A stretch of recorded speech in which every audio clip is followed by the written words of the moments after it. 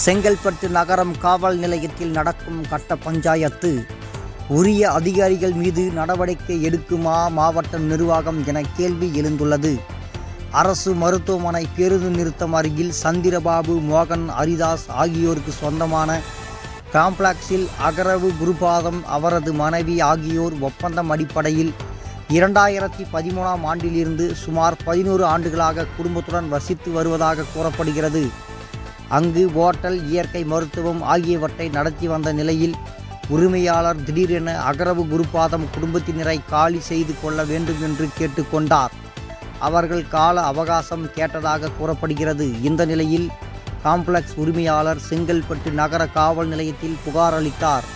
இந்த விசாரணையை நகர காவல் உதவி ஆய்வாளர் மணிகண்டன் அவர்கள் விசாரித்தபோது, காம்ப்ளெக்ஸில் வாடகைக்கு கடை நடத்தி வரும் மலர் தேவி என்பவர் நகர காவல் உதவி ஆய்வாளர் மணிகண்டன் துணையோடு சட்டவிரோதமாக அகரவு குருபாதம் குடும்பத்தினரிடம் தொழில்களை அளிக்க வேண்டும் என்ற குறிக்கோளுடன் அகரவு குருபாதம் அவரது மகள் 13 வயதான சிறுமியின் கழுத்தில் கத்தியை வைத்து மிரட்டியதாக கூறப்படுகிறது.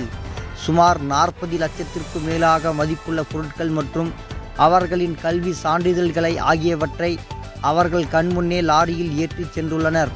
இது குறித்து பலமுறை நகர காவல் நிலையத்தில் புகார் அளித்தும் எந்தவொரு நடவடிக்கையும் எடுக்கப்படவில்லை எனவும் நகர காவல் உதவி ஆய்வாளர் மணிகண்டன், வாடிக்கையாளர் மலர் தேவி, லட்சுமணன், காம்ப்ளெக்ஸ் உரிமையாளர் மோகன் ஆகியோர் மீது உரிய நடவடிக்கை எடுக்க வேண்டுமென குடும்பத்தினர்கள் தங்களுக்கான நீதி வேண்டும் என்று ஆட்சித்தலைவர் அவர்களிடம் கோரிக்கை மனு அளித்துள்ளனர்.